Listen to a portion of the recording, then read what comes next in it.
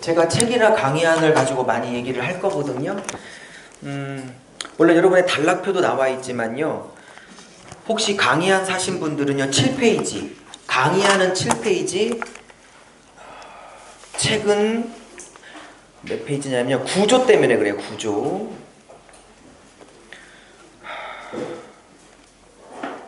어딨어?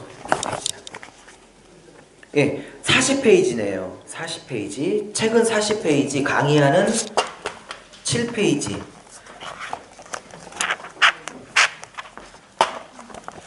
근데 강의안이 더 잘 나왔네요, 그 구조가. 자, 이 칠판에다가 조금 서론 강의를 하고 그 다음에 이제 바로 연습막으로 들어가도록 하겠습니다. 식사는 6시쯤 할 거고요. 7시에 마치고 7시, 8시까지 한 타임 강의하고 8시에 쉬겠습니다. 자, 책은 40페이지, 강의하는 7페이지인데요. 자, 계시록에 총무님 저거 좀 눌러주세요. 눌렀습니다. 아, 네네네. 이거 좀 이거 좀 보여주세요. 네, 감사합니다. 자, 설레네요. 계시록을 하려니까 설레. 너무 재밌어서. 아까 모세오경, 모세육경 얘기할 때도 막 설렜는데 저는 이렇게 사도행전 하려고 하면 설레고 로마서 하려면 설레고 마태복음 하면 설레고 설레지 모르겠어요. 재밌어서. 얼마나 재밌을까. 또 하도 많이 하다 보니까 또 깨달아지고 꼭 깨달아지는 게 하는 거 보니까 너무 좋아요. 자, 본격적으로 들어갈 텐데요. 지금 1시간짜리 강의가 굉장히 중요한 거예요. 계시록을 제가 전국을 다녔을 때 제가 느끼는 게 있어요. 한국에서 지금 나오고 있는 계시록은 예를 들면 10개 중에는 8개는 전부 다 세대주의입니다. 녹화가 되고 있어서 실명을 거론을 못해요. 녹화가 끝나면 실명을 거론하겠어요. 녹화가 끝나면. 지금은 녹화 때문에 실명을 거론하지 못함을 용서해 주시고, 나쁘다는 게 아니라 혹시 그분들에게 누가 될까봐 그런 거예요. 나쁘다는 뜻이 아니라 10개 중에 한 8개는 세대주의, 1개 정도만 전천연설. 다시 말하면 19장에 예수님이 재림하시고 그 다음에 20장에 시간의 순서로 지상에서 천년이 펼쳐질 거라는 시간의 순서, 즉 계시록 19장과 20장을 시간의 순서로 보는 역사적 전철연설이 1개 정도 있었고, 무천연설은 거의 없었어요. 이피찬 교수님 한 분 정도는 하는데 그건 조금 저한테 스타일은 안 맞은 것 같고요. 귀하지만. 그래서 제가 현장 설교자, 즉 목회를 직접 하고 계신 분이 설교에 도움되는 세미나를 좀 해야겠다라고 이제 얘기를 하게 된 거죠. 아까도 말씀드렸지만 계시록은 총 404절입니다. 총 404절 중에 278절 이 구약에서 직간접적으로 인용했다고 말하는 학자는 누구냐면요. 좀 알아두세요. 이 학자는. 이 사람이 G.K. 그레고리 빌이라는 분이 계세요. G.K. 빌. 이 G.K. 빌은 어느 쪽에 서 있냐면 무천년설이 있죠. 무천년설. 다시 말하면 천년왕국은 실제로 지상에서 1000년 동안 펼쳐지는 게 아니고 예수님의 초림부터 예수님의 재림 때까지 상징적인 영적 통치, 복음의 통치다라고 주장하는 게 무천년설이잖아요. 이 무천년설의 현존하는 최고의 학자입니다. 현존하는 G.K. 빌이 무천년설의 대가예요. 제가 이 학파도 쫙 계보를 쫙 설명을 드릴게요. 근데 이 사람이 278절이라고 얘기한 거고요. 다른 학자는 아까도 말했지만 한 305절까지도 말하는 학자가 있어요. 폭넓게 보면. 그럼 어림자 보면 한 309절이 구약에서 직접 간접적으로 인용이 됐다고 한다면 아까도 말씀드린 것처럼 이런 어마어마한 80% 이상의 구절들이 구약과 관계되어 있다면 구약을 모르고 계시록을 강의를 하거나 계시록을 뚫은다? 불가능한 거예요. 제가 10년 동안 혹은 15년 정도 다녔는데요. 15년 동안 전국을 다니고 계시록 세미나를 다 다녔는데 제가 2군데는 안 갔어요. 한 3분 만에 66권을 다 뚫습니다. 그거는 안 믿어져서 안 갔고요. 불가능하고요. 두 번째, 계시록만 400독을 했습니다. 안 갔어요. 갈 필요가 없어요. 왜 그런 줄 아세요? 계시록은 구약을 모르면 안 뚫어지기 때문에요. 구약 공부 안 하면 계시록은 들을 필요가 없는 것입니다.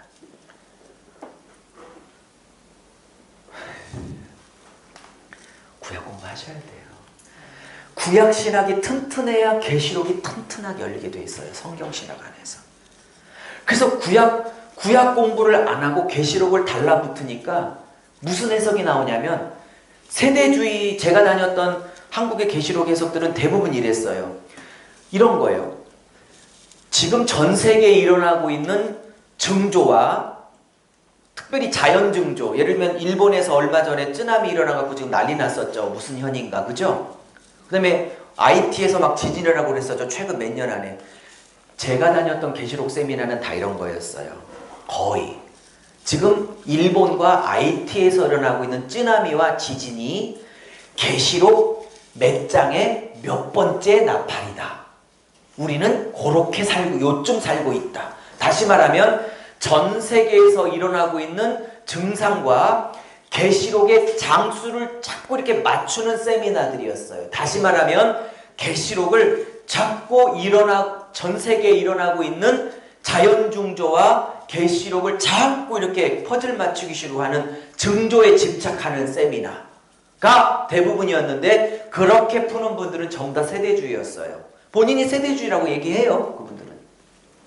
그리고 강사가 무슨 주의인지는 한 10분만 들어보면 탁 나오거든. 조금만 공부해보면 금방 나와요. 지금 제가 요 설명 끝나고 3대 학파를 쭉 설명할 때 어머 내가 이 3대 학파 중에 이쪽에 가까웠네 금방 하실 거예요. 본인들이 갖고 있는 생각이 어느 학파 있는지 금방 드러낼 거라고요. 한번 손 들어보세요. 이따가 제가 물을 때.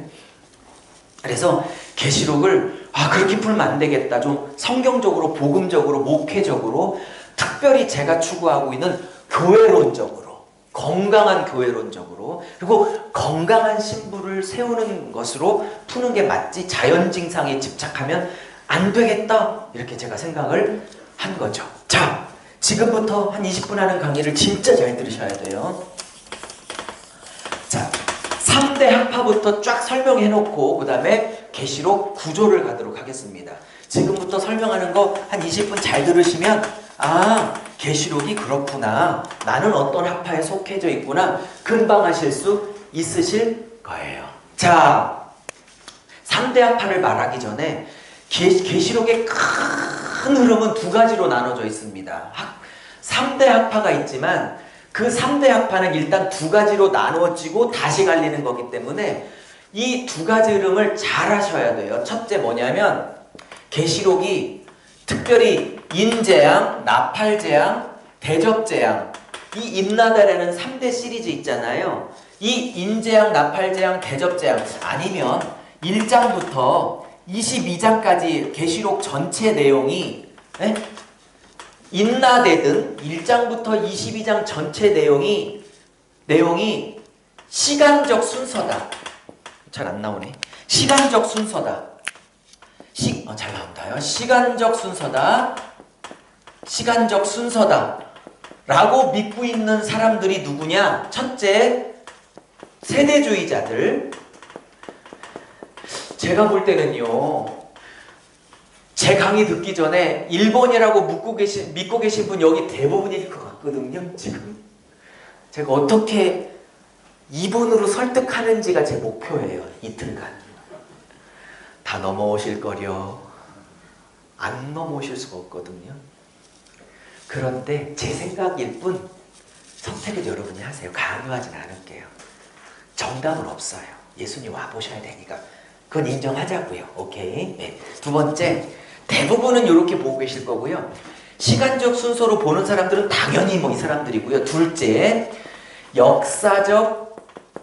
소위 역사적 전천년줄이 있어요. 역사적 전천년절. 그러면 1번과 2번은 뭔 차이냐? 이 세대주의자들도 제가 이렇게 써볼게요.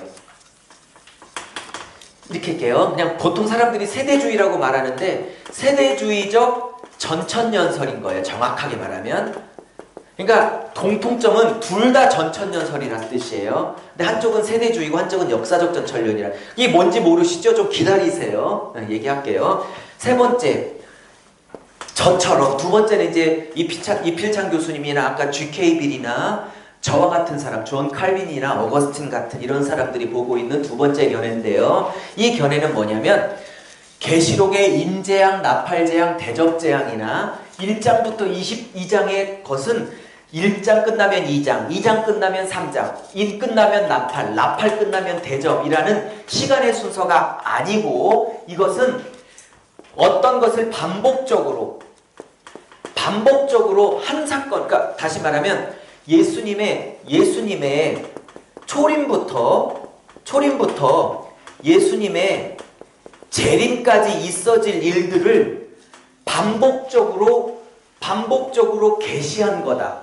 대신 반복적으로 계시했는데 이 단순한 기계적 반복이 아니라 각도와 강조점과 그 강도를 조금씩 틀어서 강조하고 있는 부분이 다를 뿐, 오케이? 단순한 기계적 반복이 아닌 반복적 계시인데 그게 강도가 점점점 세지는. 예를 들면 인재앙할 때는 그 타격을 받는 게 4분의 1이죠.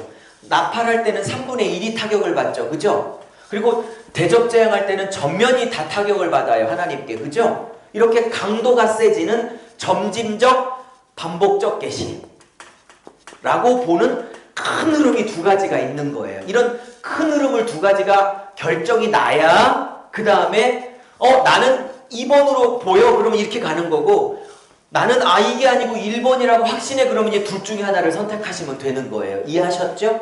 그러면 이게 반복적 계시인지 아니면 쭉 시간의 순서인지를 제가 증명을 할 거예요. 요게 하이라이트야. 요게. 그러면 증명할 조금 기다리시고요. 일단 1번과 2번부터 설명을 도표로 다시 할게요. 지금부터. 강의 안에는 제가 잘 써놨어요. 20장 가시면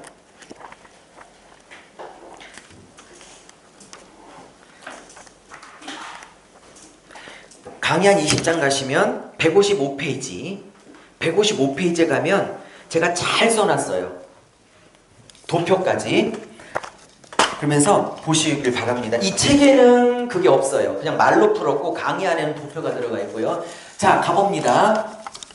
자, 이런 용어들을 아셔야 좀 강의를 들으시기가 편해요. 본문을 들어가기 전에. 자, 첫 번째, 시간의 순서로 보고 있는 두 학파 중에 첫 번째인 세대주의적 전천년을 갑니다. 이해하셨죠? 자, 첫 번째, 세대주의적 전천년설. 자, 이건 뭐냐면 전천년부터 설명을 드릴게요. 뒤부터 해석하면 돼요. 예수님의 재림이 이런 말을 쓰면 돼요. 예수님의 재림이란 말을 쓰면 돼요. 그럼 거꾸로 해석하면 돼. 예수님의 재림이 1000년 전에 있다 라고 보는 견해예요. 말을 뒤집으면 예수님이 재림하시고 그 후에 1000년이 펼쳐진다.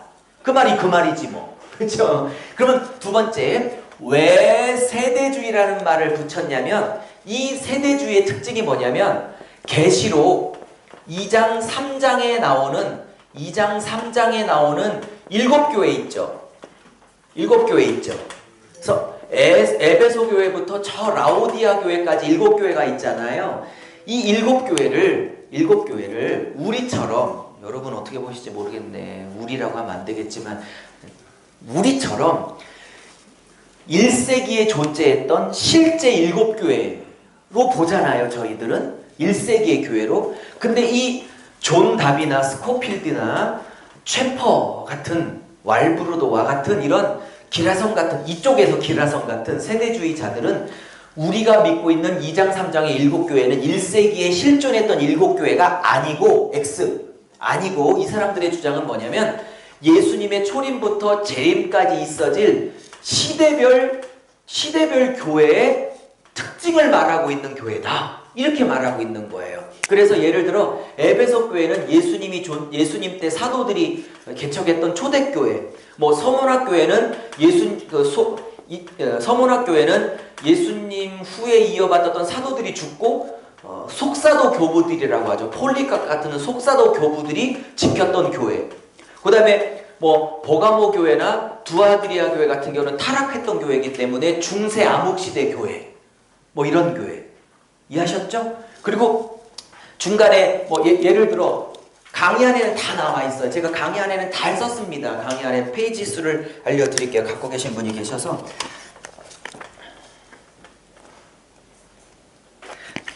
강의한 페이지 10페이지에 보면 다 써놨어요. 제가 7교회가 어떤 시대적을 하고 다 써놨고요. 중간에 빌라델비아 교회, 칭찬받았던 빌라델비아 교회 있죠. 이 빌라델비아 교회는 종교개혁 시대 때의 교회, 종교개혁 시대 때의 교회, 뭐 이렇게 쓰고요. 마지막에 라오디아 교회 있죠. 라오디아 교회. 이 라오디아 교회는 안 쓸게요. 예수님의 재림 직전에 있을 완전히 타락한 교회.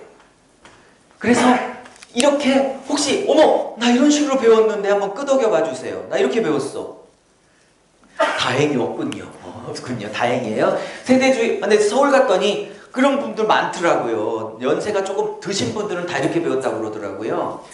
제가 실명을 거론할 수 없지만 서울에서 세미나 하고 있는 어떤 강모모 목사님은 이 233장을 다 이렇게 세대주의처럼 시대별 교회 특징으로 가리키는 전형적인 세대주의적 계시록을 가리키고 있는 거예요. 말도 아니라고 보여집니다. 그리고 한국에서 계시록 책을 제일 많이 쓰고 많은 분들이 가서 배우고 있는 이광복 목사님 아시죠? 이광복 목사님 본인은 역사적 전천년주의라고 이렇게 말씀하시지만 제가 볼 때 100% 세대주의자고요. 이광복 목사님도 7교회를 1세기 존재하는 교회로 안 보고 지금 제가 강의 안에 넣어드린 것처럼 시대별 교회의 특징을 담고 있는 시대별 교회로 보고 있는 전형적인 세대주의적 학설을 가리키고 있습니다. 자, 이런 분들이 자, 전천년 설명했죠? 예수님의 재림이 1000년 전에 있을 거다. 그리고 세대주의는 이렇게 지금 시대를 나누고 있는 건데, 자, 도표를 그려볼게요. 자, 도표를 그리면 아, 내가 이런 거였구나 금방 아실 거예요. 자, 세대주의의 도표를 그려볼게요. 자, 보시면 여기에 예수님의 초림이 있어요. 예수님의 초림, 십자가와 부활 사건이죠. 그리고 여기에 뭐가 있냐면 휴거가 있어요. 휴거. 이 사람들은. 그리고 예수님이 재림을 여기서 해요. 예수님의 강림이라고 합시다. 따라해보세요. 그냥 졸리니까. 파루시아. 강림이 파루시아거든, 헬라어로. 근데 1차 강림이에요. 2번 강림하는데 여기서 죄송합니다. 잘못 썼어요. 죄송해요. 다시 그릴게요. 여기 휴거될 때 예수님의 1차 강림이 있어요. 1차 강림. 너무 작게 써서 보이시나요? 그래서 예수님이 공중에서 우리를 성도들을 불러 올리세요. 이때 휴거가 일어나요. 그러면 하늘에서 뭐냐? 예수님과 신랑이신 예수님과 신부들이 여기에서 뭐를 하냐면 7년 동안 혼인잔치를 벌여요. 공중에서. 오케이? 그리고 그러면 남겨진 사람들은 뭐하냐? 여기가 7년 대환란이에요. 7년 대환란. 오케이? 그리고 그들은 또 나눠. 뭘 나누냐면 전 3년 반. 2분의 1. 2분의 1. 어떻게 되지? 3과 2분의 1 그래야 되죠? 예. 3, 2분의 1. 이걸 전 3년 반이라고 그래요. 이 전 3년 반에는 적그리스도가 대대적으로 핍박하지 않는, 좀 적어보세요. 저는 못 적겠네, 칸이. 온건한 핍박기. 오케이? 온건한 핍박기라고 세대주의자들은 말합니다. 그리고 3년 반이 정확하게 넘어가면 이거를 후 3년 반이라고 말해요. 후 3년 반. 이 후 3년 반은 극심한 핍박기입니다. 적그리스도가 이제 본격적으로 드러내는 과에 이제 완전히 대대적으로 핍박하는, 자기를 숭배하지 않으면 다 죽여버리는 대대적인 핍박기. 이렇게 7년 대환란을 주장합니다. 그러면 그들이 말했던 7년은 상징적이냐? No! 세대주의자들이 말하는 7년은 데이 바이 데이 24시간 7년이에요. 데이 바이 데이. 그러면 계시록에 여쭤볼게요. 7년 대환란의 말이 계시록에 있다 없다? 어떤 분은 막 있다고 우겨. 없어요. 계시록에는 7년이란 말도 없고 대환란이란 말이 없어. 그러면 어디서 나왔는지 배경을 아셔야 될 거 아니에요. 그죠? 여러분 대환란, 이건 쓰고 지울 거예요. 대환란이란 말은 어디서 나냐면 마태복음 24장 25장에 이렇게 말해요. 예수께서 이전에도 이후에도 이만한 큰 환란은 없으리라. 그때 나와요. 예수 직접 말씀하셨어요. 그리고 7년은 그럼 어디서 만들어낸 거냐? 다니엘서입니다. 다니엘서 몇 장이죠? 7장인가 다니엘서 보면 뭐라고 그러냐면 그러니까 71회 중에, 그죠? 69일회가 지나가고 한 일회가 남아요. 그럼 다니엘서까지 설명을 해야 되는데 나중에 할게요. 하여튼간 성전 건축 명령이 떨어지고 성전을 건축할 때까지가 7일회고, 그죠? 그 다음에 62일에는 기름 부은 자가 와서 제사를 다 끊는 게 62일회고, 그럼 62 더하기 7 그러면 69죠. 그러면 한 일회가 남았죠.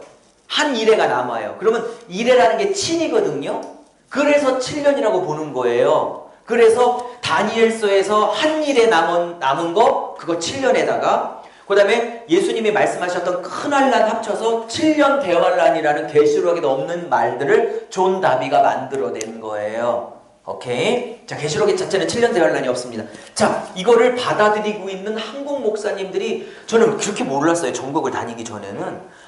근데 조금 더 연세가 많으신 쪽에서 한 60대, 65세 이상에서 엄청나게 많더라고요. 제가 해보니까 65세 이상은 세대주의가 많았고요. 50대는 역사적 전천년이 많았고요.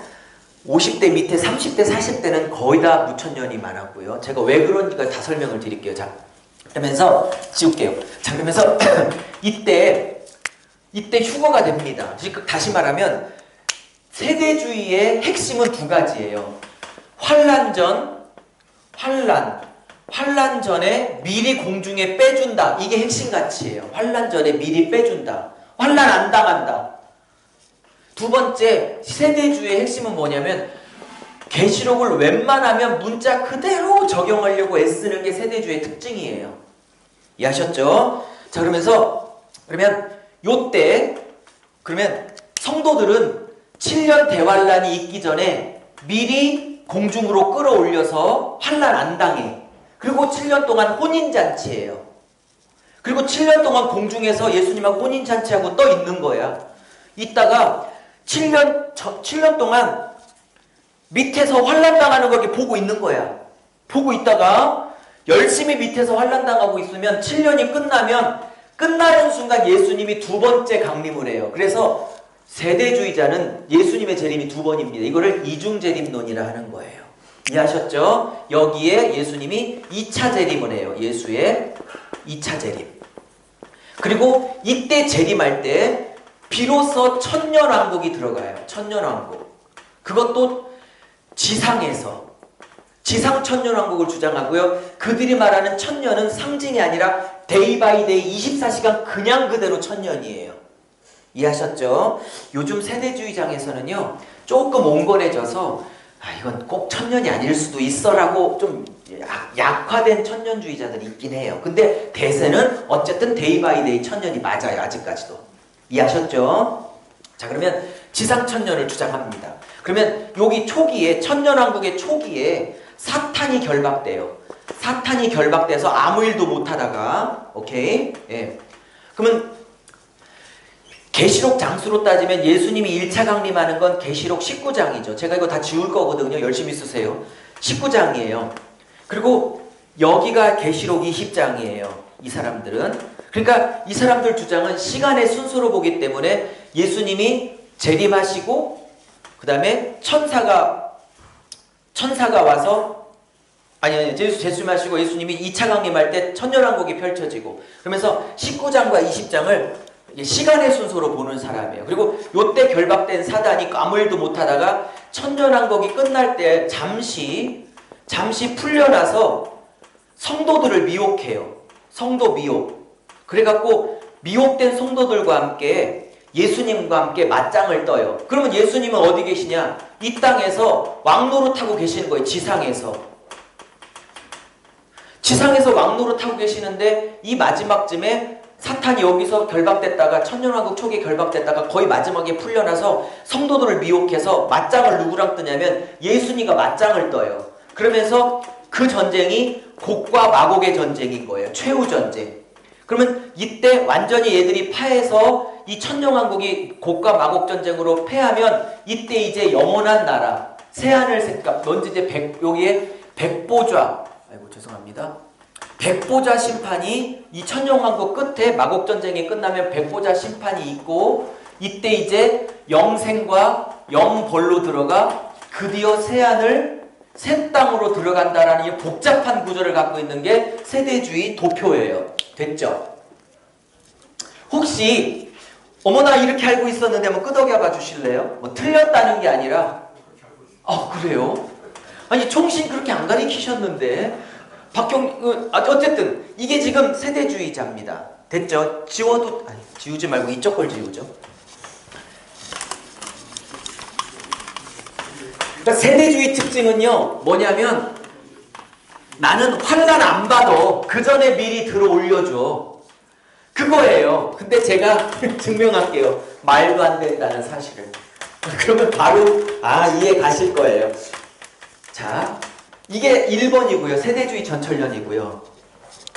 자, 비슷한 역사주의 전철련을 얘기하겠습니다. 근데 역사주의적 전철련설은요 굉장히 많더라고요. 한국에. 제가 왜 많은지 나중에 그 목사님들한테 여쭤봤더니 답이 나왔어요. 왜 그런 줄 아세요? 역사적 전철련이 왜 많은지? 우리나라에 박윤선 박사님, 박형용 박사님 아시죠? 두 분 다 돌아가셨잖아요.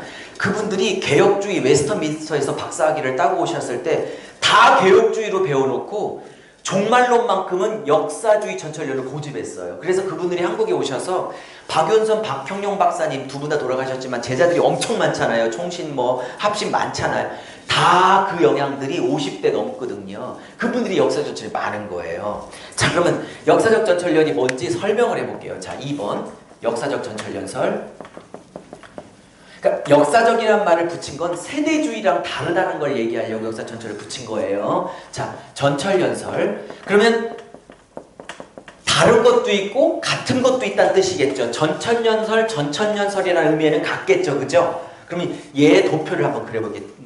그래서 도표가 제일 빨라요. 이걸 도표를 알고 글을 읽으시면 빠른데, 자, 여기에도 역시 이제 주님의 초림 사역이 있습니다. 십자가와 부활 사건 있고, 자, 여기에 예수님의 재림이 있습니다. 근데 그래도 1번보다는 2번 역사적 전철연설이 훨씬 더 건강한 이유는 뭐냐? 제 생각인데 이분들은 여기 7년 대환란이 있죠. 7년 대환란.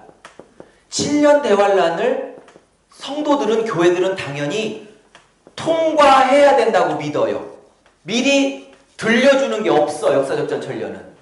그리고 이분들은 7년이란 말도 부정해. 아니 왜 꼭 7년이어야 돼?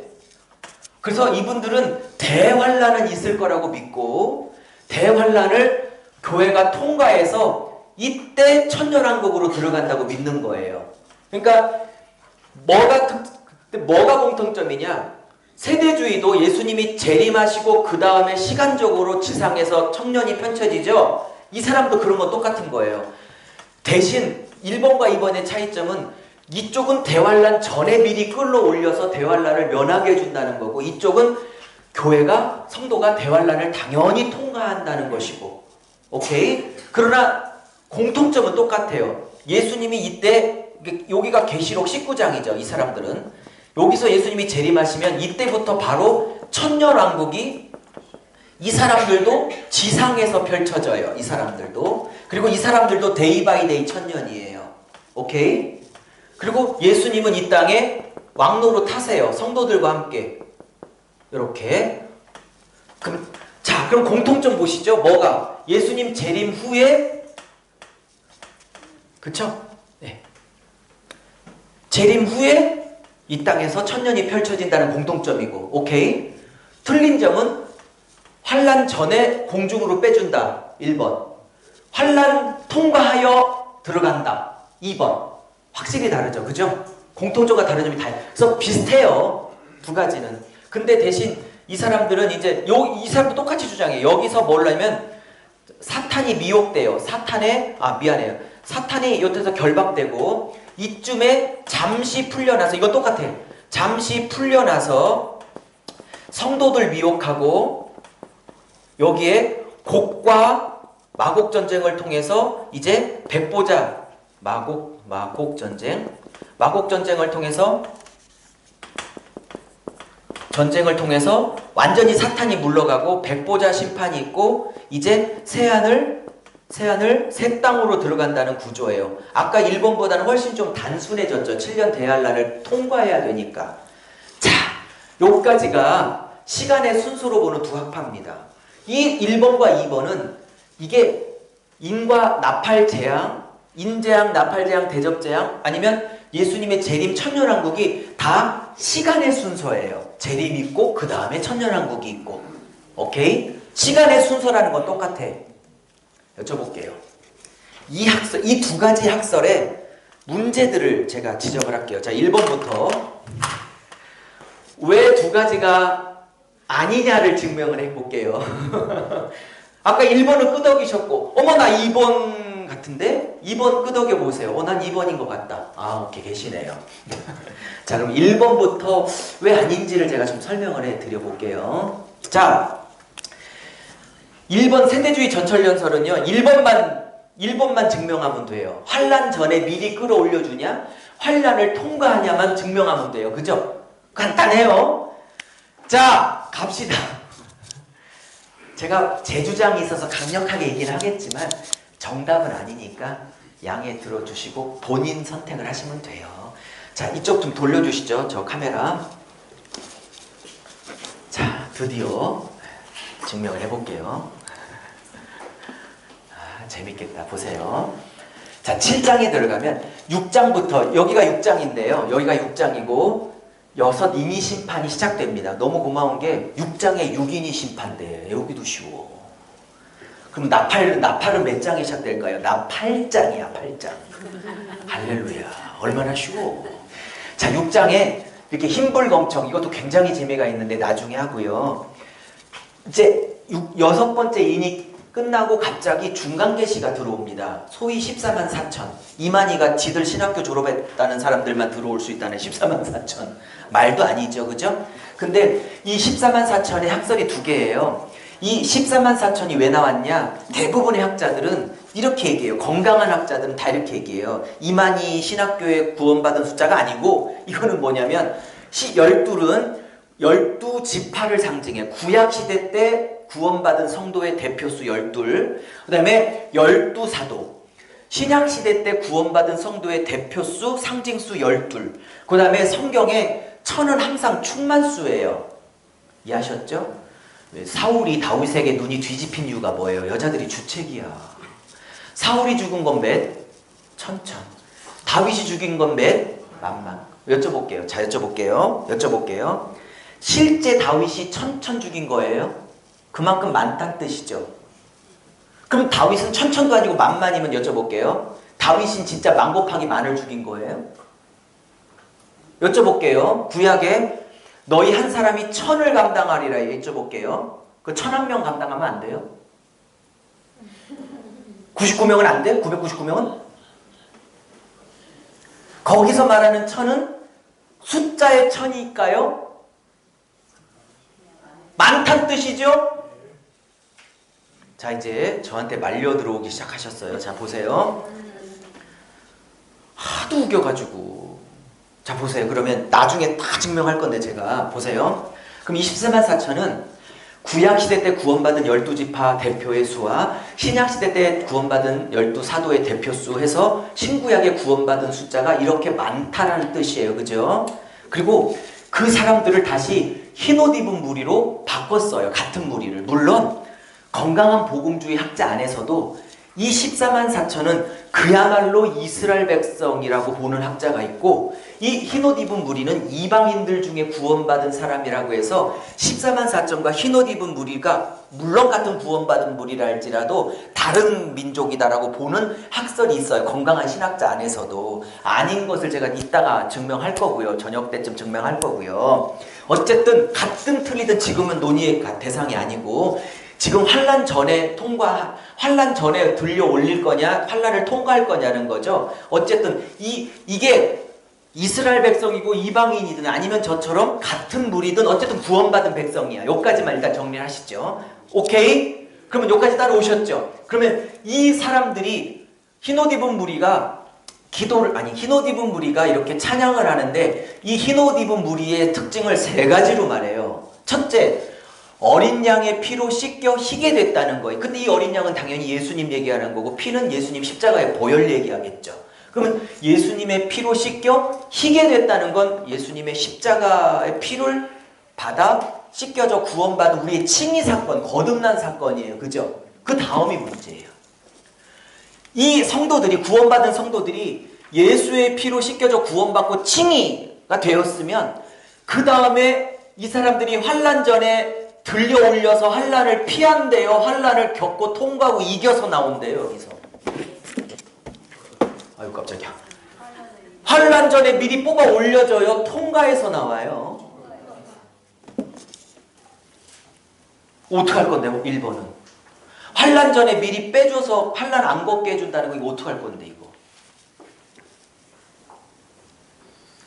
그리고요, 제가 요한계시록만 팠다는 분들을 왜 신뢰를 안 하냐면요, 요한계시록은 구약이 309절 정도 인용된 것도 된 거지만, 창세기에서 시작된 하나님의 나라가 계시록에서 완성되는 하나님 나라 시작과 완성이라는 66권 전체 프로젝트 속에서 계시록이 의미를 갖고 있는 거지, 계시록 자체만 의미를 갖고 있는 게 아니에요. 그래서 66권 전체를 강의하고 있는 저에게는 창세기부터 계시록까지 어떤 교회나 성도들에게 하나님이 환란 전에 미리 빼줘서 그를 환란을 안 겪게 하시고 보호하시는 법은 없어요. 성경 전체에. 환란을 통해서 견디고 이겨 보석 같은 어린 양의 신부로 만들어 가시는 거지, 다시 말하면 환란을 통해서 그를 빚고 만들어 가시는 개념이 66권에 흐르지, 단 한 번도 환란 전에 미리 빼준다는 개념이 66권 전체에 없다니까요. 그러니까 제가 계시록만 강의하는 목사라면 모를까, 66권 전체를 강의하는 목사로서는 환란 전에 성도들이 고난을 안 당하고 미리 빼준다는 개념이 66권에 단 한 단어, 한 절도 없어요. 또 하나, 제가 이렇게 얘기했더니 어떤 목사님이 쉬는 시간에 막 저한테 막 따졌어요. 반발을 하셨어요.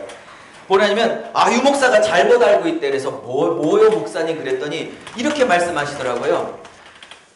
이 7교회 중에 칭찬받았던 6번째 교회인 빌라델비아 교회가 있거든요. 근데 여기는 빠졌어요. 이게 현수막이 2년 전에 마친 거라 다시 맞추려고 하는데, 여기엔 빠졌지만 제 기억이 맞을 것 같은데, 빌라델피아 교회에 이렇게 너희가 충성하고 적은 능력으로 내 말을 지키면 내가 너희에게 시험을 면케하리니 라는 표현이 있어요. 그게 혹시 빌라델피아 맞지 않아요?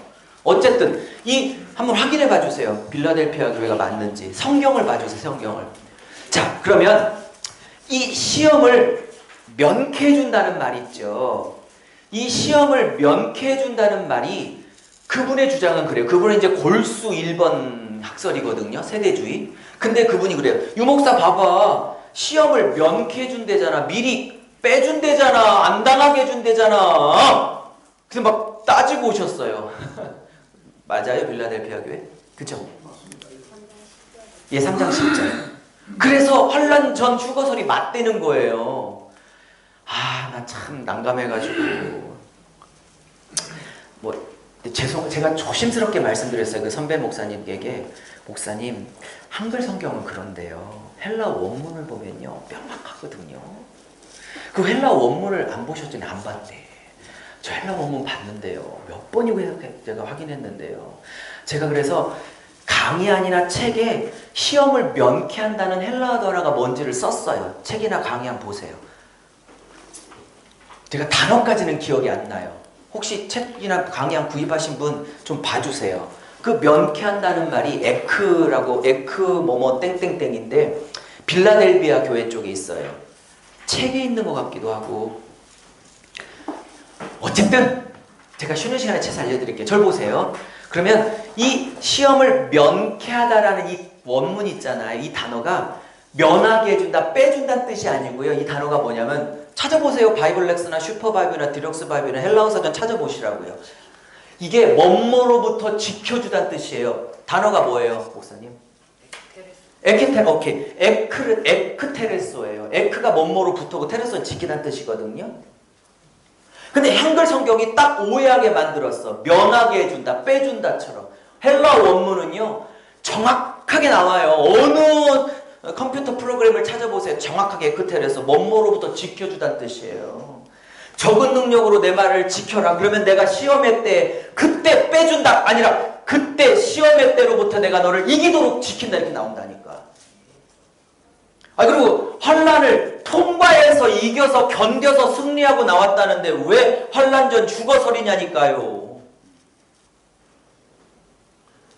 우리 선배님 두 분 이해 가셨어요? 아까 1번이라고 손을 드셔서. 목사님. 네. 시편에서 환난을 명쾌하시면 그건 마찬가지입니까? 그것까지는 제가 확인을 못 해봤어요. 그건 히브리 원문을 확인해 봐야 돼요. 그러나 계시록 문맥 안에서는 명확하게 그냥 단어에서 나오잖아요.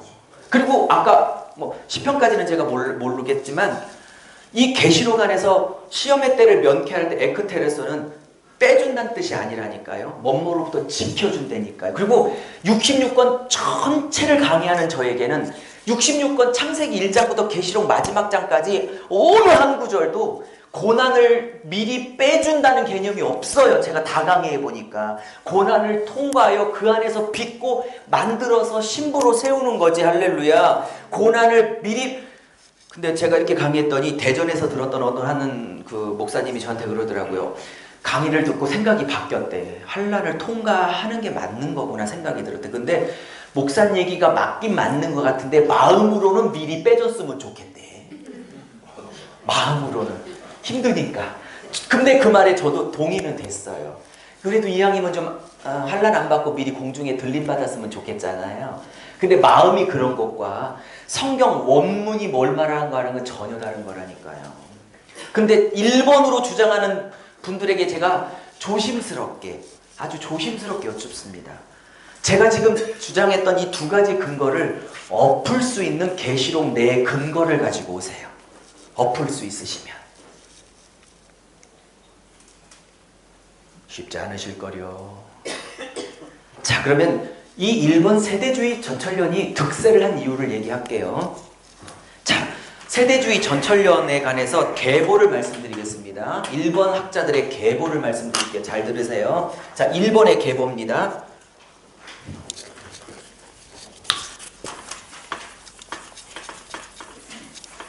이번의 역사적 전철련주의자들 때문에 이상한 종말론이 나오는 경우는 거의 없어요. 지금 시한부 종말론을 얘기하는 사람들은 다 일본 쪽에서 나오는 패단들이지. 자, 그러면서 이 세대주의 종말론은요 1세기에서부터 17세기까지는 없었던 학파입니다. 아예 이론이 없었어요. 그럼 누가 그러면 1세기부터 17세기까지는 딱 두 가지 학파만 존재했어요. 무천년설과 역사적 전철련.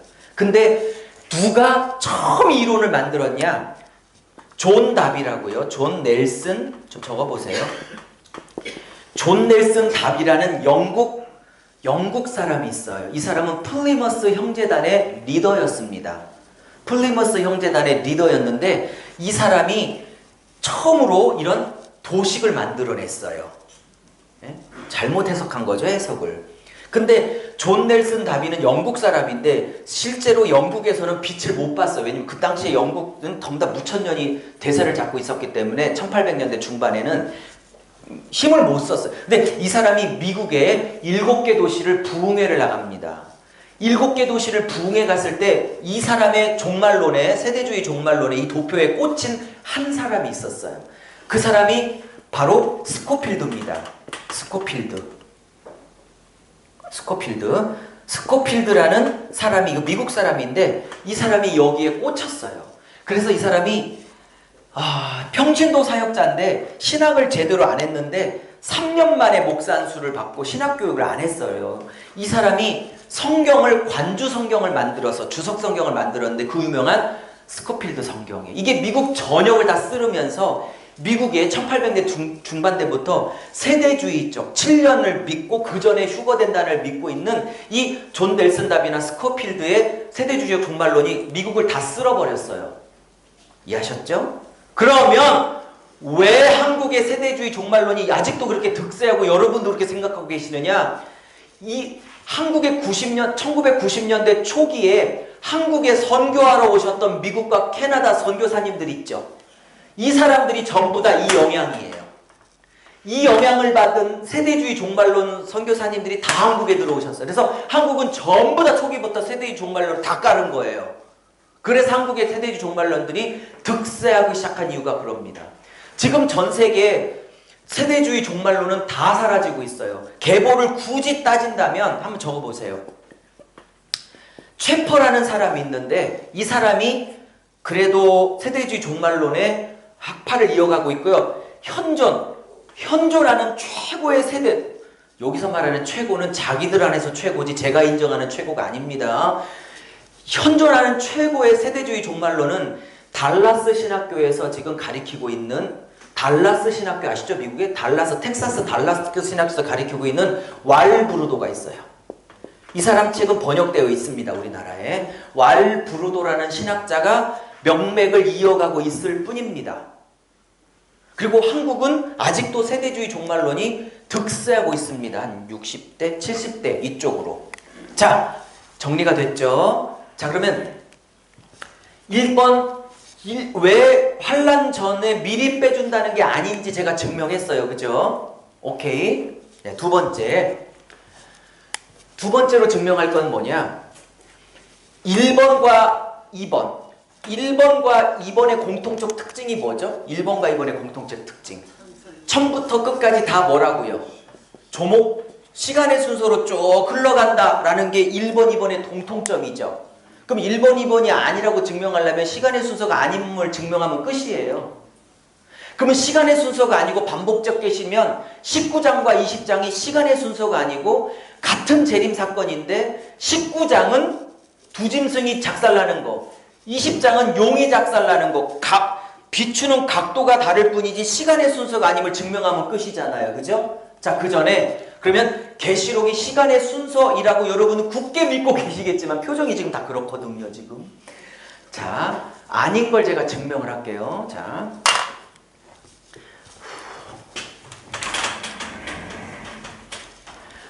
저는 교수님들이 이거를 좀 했으면 좋겠는데 안 해주셔가지고 저래도 좀 해야겠다 이러고 나온 거거든요. 자, 보세요. 세대주의 종말론, 아까 1번입니다. 세대주의 종말론은 휴거론이 4개로 갈라져 있습니다. 세대주의 안에서 좀 적어보시죠. 사장 휴거설. 사장이 휴거된다고 굳게 믿고 있는 조용기 목사님이 계시고요. 왜? 존 다비하고 스콜필드가 사장으로 주장했거든. 두 번째, 7장이 휴거장이다. 지금 7년 전에 미리 공중에서 휴거시킨다는 학설이 4개로 갈라져 있다고요. 장수가. 4장 휴거설이 제일 많고 정통적이니까. 7장 휴거설입니다. 7장 휴거설은 한국에서 누가 주장하고 있냐면 계시록 세미나를 간간히 하고 있는 합신 출신 우석철 목사님이 7장 휴거설을 주장하고 있고요. 또 하나는 11장입니다. 11장 휴거설. 왜? 두 증인이 천국으로 올라가니까 휴거로 보고 있고요. 좀 늦은 휴거설은 14장입니다. 대부분은 4장과 7장이 압도적으로 많아요. 자, 그러면 대세를 차지하고 있는 4장 1절 휴거설을 얘기해 볼게요. 여러분, 사도 요한에게 성령이 이리로 올라와라 그러면서 이제 환상을 보기 시작해요. 그래서 여기를 휴거로 주장하는 분들은 사도 요한은 한 개인이 아니라 교회 성도들의 대표이기 때문에 이때 사도 요한이 올라갈 때 성도들도 함께 공중으로 혼인잔치하러 7년 동안 올라간다 이 주장이거든요.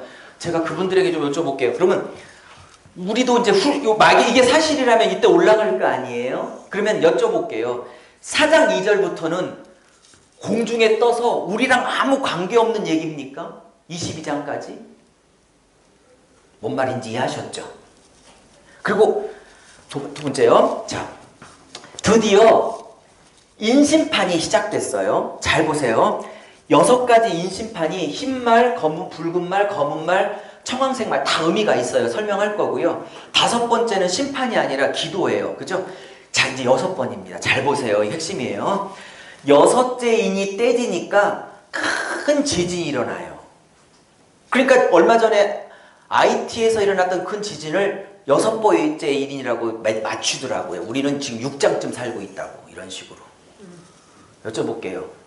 지진은 늘 있어 왔을까요? 예수님 재림 때만 있을까요? 미치겠어 아주. 그러면서 해가 검어져요. 또 해가 검어진다니까 세대주의자들은 특징이 뭐라고 그랬죠? 환란 전 휴거와 문자 그대로 고집하는 해석이죠. 그래서 해가 검어지니까 이 해가 검어진다는 걸 구약에서 안 찾고 뭘로 찾냐면 혹시 아시나요? 해와 달과 지구가 이렇게 딱 붙어가지고 딱 이렇게 일식인가 그 월식인가 뭐 있죠? 그랜드 크로스 막 그런 걸로 풀어. 웬만한 문자로 다 보니까 아주 미치겠어요. 아주. 해가 검어진다는 건 구약 성경 17권 선지서 안에서 하나님이 이스라엘 백성과 이방 민족을 심판할 때 하나님의 진노가 임할 때 전형적 표현이에요.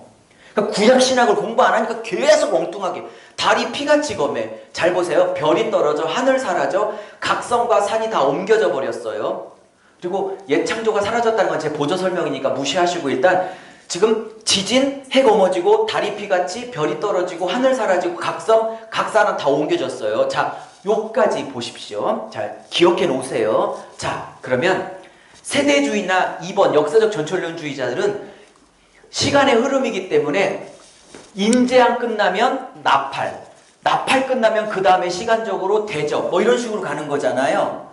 자, 그럼 그들의 말을 인정해 줄게요. 인정해 줄 테니까 제 질문에 답을 해보세요. 보세요. 여기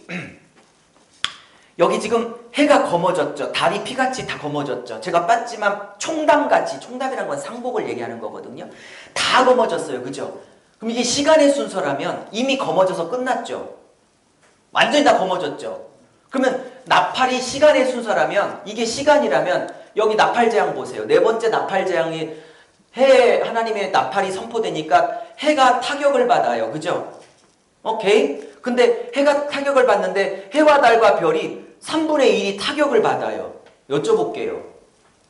그럼 3분의 1이 타격받고 낮밤이 3분의 1 어두워졌으면 3분의 1은 타격을 안 받았다는 뜻이죠. 네? 여쭤볼게요. 여기서 해가 다 검어졌어요. 100%. 그죠? 예? 근데 언제 또 다시 회복돼서 3분의 1은 타격을 받아 어두워지고 3분의 1은 타고 있어. 또 하나. 여기 지금 별이 다 떨어졌죠? 아니, 다 떨어진 별이 언제 또 다시 와서 붙어갖고 3분의 1이 또 타고 있고 3분의 1은 멀쩡하고 있어요. 이해 가고 계신 거예요? 아니, 동의를 하자는 게 아니라 제 설명을 이해했냐고요. 동의하고 안 하고는 여러분에게 맡겨놓는다니까 이틀 동안. 이해는 가셨죠? 그러면 뒤집어 보세요. 제 얘기를. 아니, 여기서 지금 별이 다 떨어졌는데 무슨 별이 3분의 1이 또 타격을 언제 회복됐어요 이게? 아, 시간의 순서라며. 흥분하면 안 돼. 괜히 여러분들 흥분할 필요가 없는데. 존담인 저놈 때문에 그렇거든. 시간의 순서라며요. 어떡할 건데요 이거? 또 하나. 또 여쭤볼게요. 인재양, 나팔과 대접이 시간의 순서라면 제가 인정해 드릴게요. 그러면 제 질문에 답 좀 내려주세요. 너무 궁금해서 그래. 여기 각성과 각산환이 다 옮겨졌죠? 예? 그러면 대접 보세요. 대접이 15장이 대접서론의 서론이고 실제 재앙은 16장이 대접재앙의 본론이거든요. 여러분 이게 펼쳐놓고 보니까 다 보이잖아요. 그래서 펼친 거예요 이게. 이게 한 펼쳐놓고 봐야 돼. 그래야 증명이 쉬워. 지금 대접재앙이 쭉 땅바강에 어유 다 떨어지면서 마지막 대접, 이게 최종 재앙이니까요. 공기에 하나님의 대접이 쏟아지잖아요. 그랬더니 막 우박이 떨어지고 막 그래요. 근데 여기 보세요. 큰 성 바벨론, 즉 로마를 상징하고 있는 세상 나라가 세 갈래로 갈라져요. 여쭤볼게요. 왜 두 갈래면 안 돼? 네 갈래면 안 되냐고. 성경에서 세 갈래는 완전수예요. 완벽하게 갈라졌다는 거예요. 완벽하게 무너졌어요. 이해하셨어요?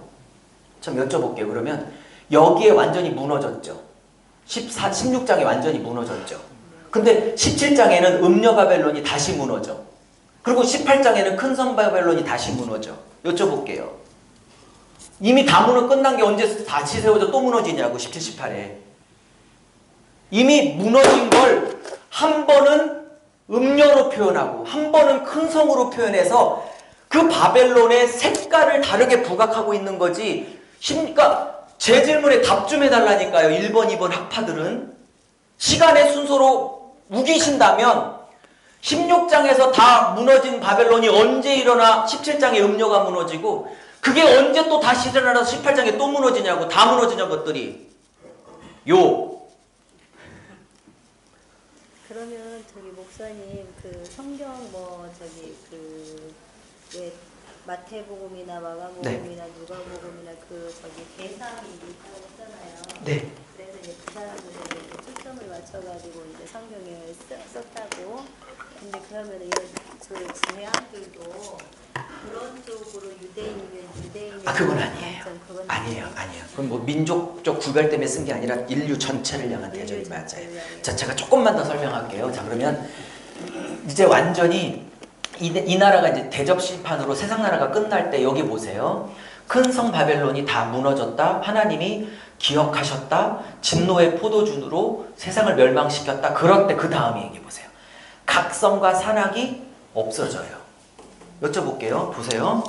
여기 6장에 6번째 인할 때 각성과 산악이 이때 다 없어졌죠. 언제 또 살아나서 여기서 새삼스럽게 또 없어져. 반복 사건이라니까요. 159 구세군 세미나를 그날 마쳤더니 한 사관님이 조심스럽게 저한테 오셨어요. 정말 궁금해서 오셨더라고. 그래서 왜 오셨냐고 그랬더니 그분 얘기 듣고 제가 한참 웃었는데 정말 겸손하게 물으시더라고요. 기분이 하나도 안 나쁘더라고. 정말 궁금해서 여쭤보는 거니까. 그래서 너무 고맙게 토론을 잘했는데 그 사관님하고 이제 성함은 몰라요. 여기 안 오셨으니까. 근데 그 사관님이 이러시더라고요. 자기는 인재양, 나팔재양, 대접재양이 다 시간의 순서로 배웠기 때문에 오늘 충격이라고 하시면서 반론을 하나 제기하면서 이 다른 건 다 인정하겠는데 요 때는 옮겨지고 저 때는 사라졌으니까 다른 사건 아니냐고.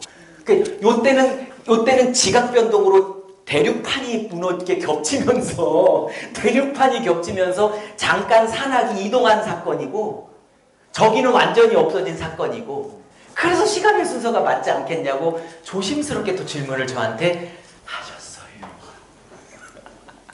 이해하셨죠? 제가 뭐라고 답변했을 것 같아요? 딱 한 설명 듣고 바로 인정하시고 가셨어요. 전체를 찾겠습니다. 모든 분들이 다 찾으세요. 실제로 마가복음 13장으로 갑니다. 마가복음 13장.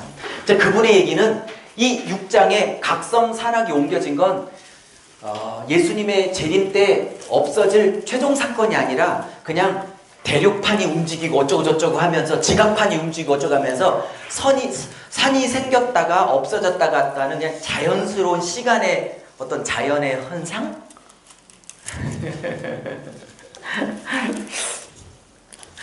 자, 마가복음 13장으로 갑니다. 마가복음 13장. 다 읽지는 못하겠고요. 좀 적어보시죠. 핑김에. 그럼 마가복음 13장은요.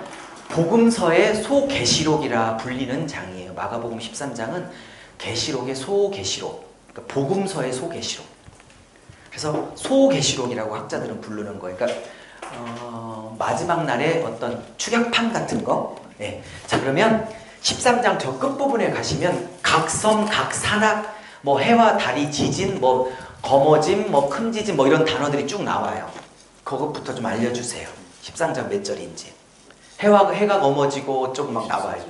24절이에요. 자, 그러면 쭉 다 같이 읽겠습니다. 시작. 그때 그 반란은 해가 어두워지며 달이 지체되지 않으며 별들이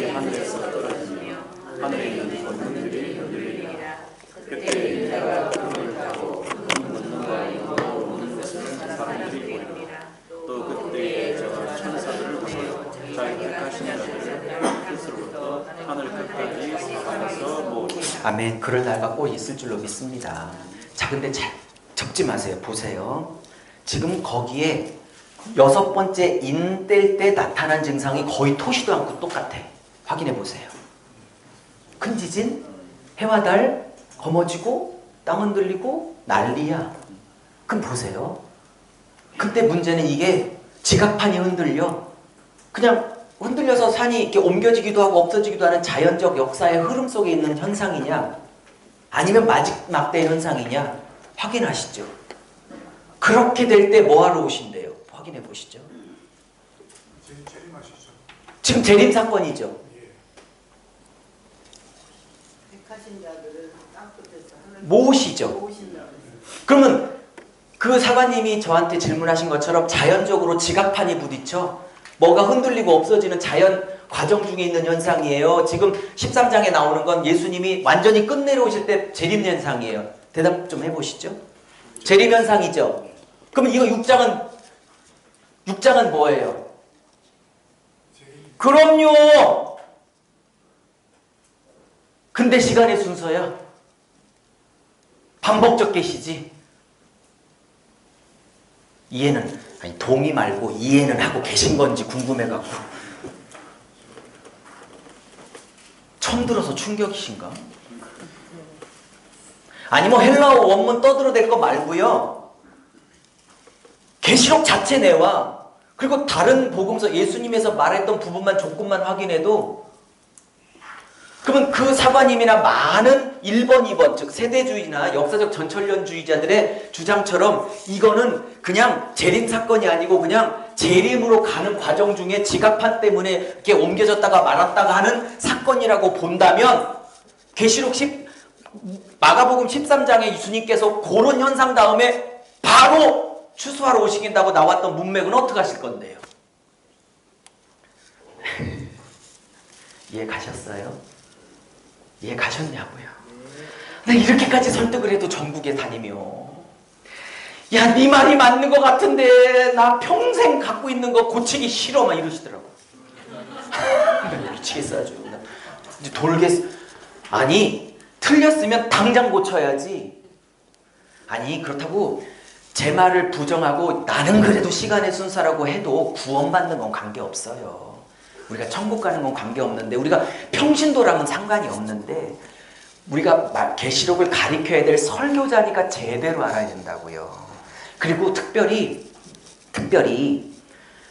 환난 전에 휴거로 미리 올라갈 거냐 아니면 환난을 통과할 거냐에 대해 결정은 우리 개인의 결정이 아니에요. 우리가 크든 작든 양떼를 맡고 있는 목자와 설교사로서 실제로 저처럼 대환란 전에 미리 빼줄 거 없으시니까, 적그리스도가 우리를 죽일 수도 있으니까 그거 지금부터 준비하고 각오하고 싸울 각오해서 신부의 자리에 서자라고 가리키는 것과, 우리는 그 전에 올라갈 거고 남은 것들만 그런 고통을 적그리스도에게 당할 거라고 가리키고 믿고 있는 성도들이 실제 그 일을 당할 것과 천지 차이라는 거 아닌가. 준비하고 예비하고 각오했는데도 그게 힘들 건데, 그 전에 미리 빼줄 거라고 굳게 믿고 있다가 안 빼지고 적그리스도가 실제로 대박해를 하면 그때 지키기 어렵다니까요. 각오하고 가리키고 또 준비하고 해도 배도 사태가 있을 것을, 그것을 미리 빠진다고 가리킨다고요?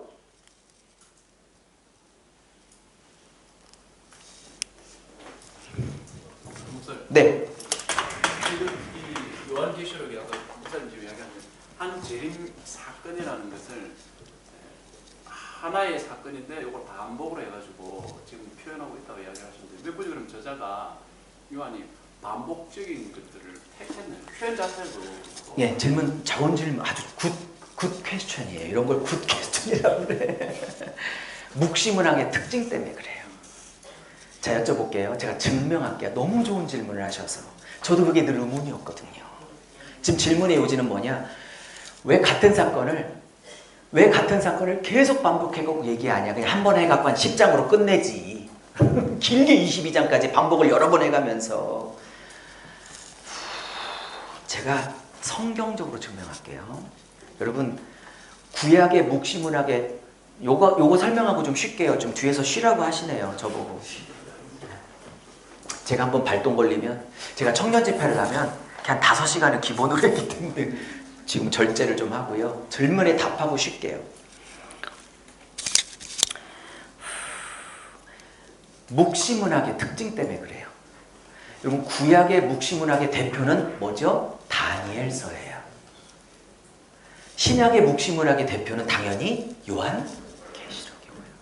자, 여쭤볼게요. 제 기억이 맞다면 장수가 좀 틀릴 수는 있지만 혹시 느부갓네살이 신상환상을 본 게 2장이죠.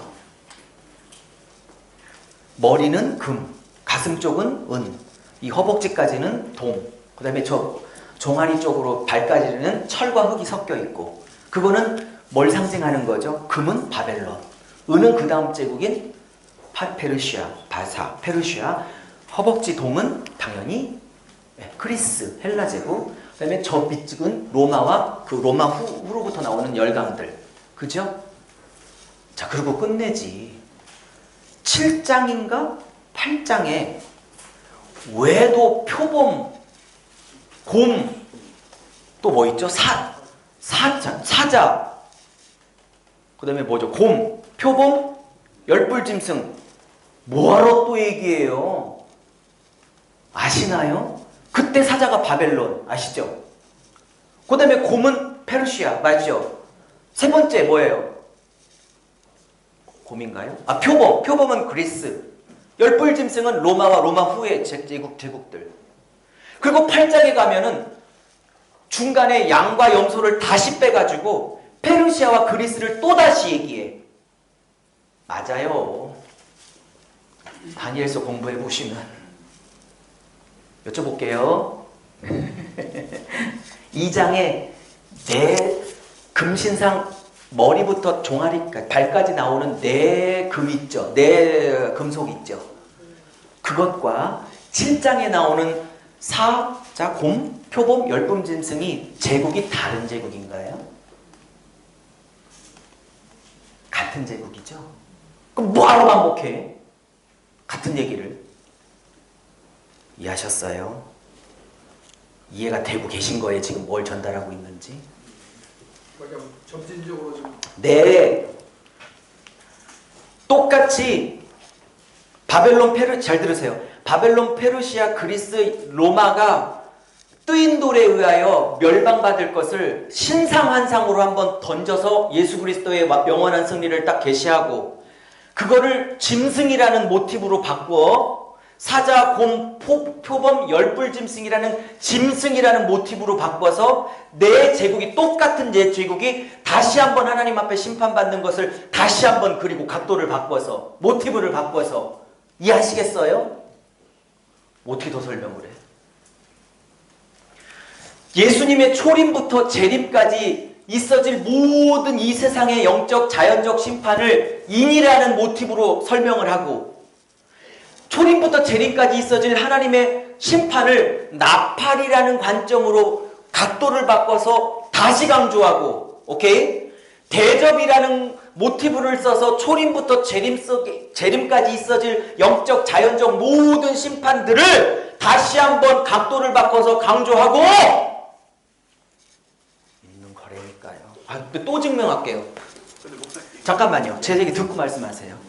그리고 쉬는 시간에 개인적으로 질문하세요. 왜냐면 녹화가 되고 있어서 안 들어가고 있거든요. 자, 보세요. 지금 인이 나팔이 떼어지고 있는데, 근데요, 제가 전국 다니면서 느낀 건데요, 이렇게 아무리 설명해도 안 바꿔요. 그러니까 설득할 생각은 없고요. 아, 이렇게 보기도 해야 되는구나, 그것까지만 해도 전 성공이에요. 왜냐하면 아무리 옳은 것 같아도 평생의 틀을 바꾸는 게 쉽지는 않거든. 그러니까 선택은 여러분에게 맡겨놓고, 대신 강사가 이것도 좋고 저것도 좋고 하는 건 강사가 아니니까 저의 분명한 학문적 논리적 설득은 분명히 할 것이나, 나는 어쨌든. 자, 나팔 보세요. 나팔 쏟아지는, 재앙이 쏟아지는 장소 보시죠. 따라해 보시죠. 이따가 공부할 거니까 따보세요. 땅과 강의 어유. 땅과 강의 그죠? 땅, 바다, 강, 해, 그 다음에 어둠임하고 유프라데스예요. 자, 대접제한 가시죠. 16장. 16장 가시죠. 빨리 보세요. 대접이 쏟아지는 장소 보세요. 시작. 땅, 바, 강, 해, 어둠임하고 마지막 저기 아마겟돈 전쟁, 유프라데스. 그죠? 계속 반복하고 있다니까요.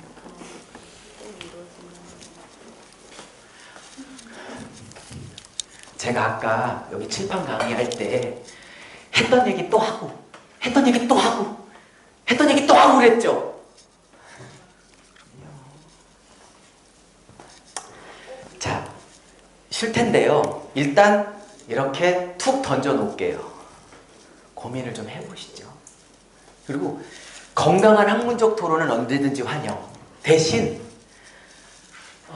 근거와 논리와 성경 전체 맥락을 갖고 오셔야 돼요. 자신 있으시면. 이 말은 저 쉬게 오지 말란 뜻이에요. 수고하셨습니다. 10분 쉬시겠습니다. 네.